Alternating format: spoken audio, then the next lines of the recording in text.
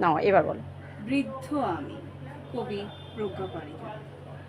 এক চিলতে ঘরে ভাঙাচোরা টেবিল চেয়ারে বসে বাইরে জানালা দিয়ে তাকিয়ে দিন গুনি আমি। নিশাচর পাখিগুলো কি যেন জানান দেয়, বুঝি না আমি।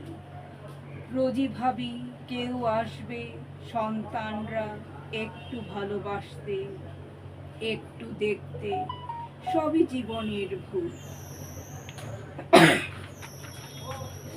কেউ নেয় না খবর, কেউ আসে না দেখতে। বৃদ্ধাশ্রমে পড়ে আছে আমার কঙ্কালসার দেহ।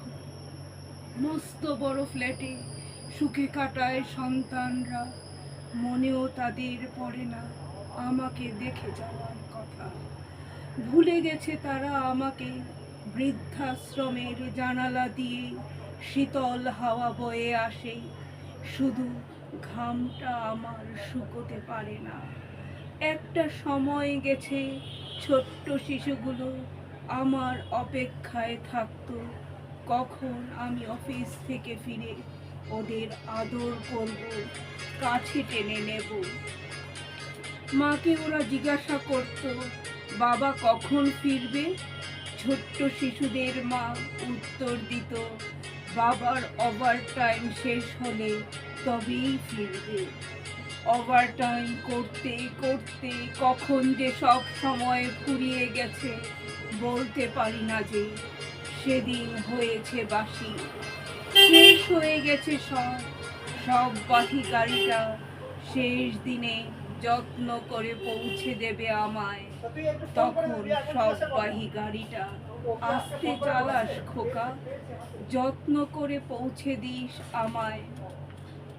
মুখাগ্নি করতে হবে তোর, এই কাজটা তোর আমার প্রতি শেষ কাজ। মনে রাখিস, এতদিন বেঁচে থাকাকালীন দেখতে আসিসনি আমায়। শেষ দেখাটা তোর দেখতেই হবে। নাই বা কথা হলো, কথা সব বাকি থেকে গেল। চিন্তা করিস না খোকা, তোর আসা পর্যন্ত আমার সব দেহটাও অপেক্ষা করবে তোর জন্য।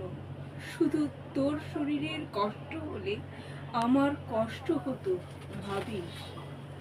তাই নিজের শরীরকে কষ্ট দিয়ে আমার জন্য শ্রাদ্ধ শান্তি করিস না। এতটা দিন যেভাবে আমাকে না দেখে ভালো থেকেছিস, তাই করিস খোকা। আমি তো তোর কাছে বেঁচেও মরেই ছিলাম। নমস্কার, ধন্যবাদ, ভালোবাসা।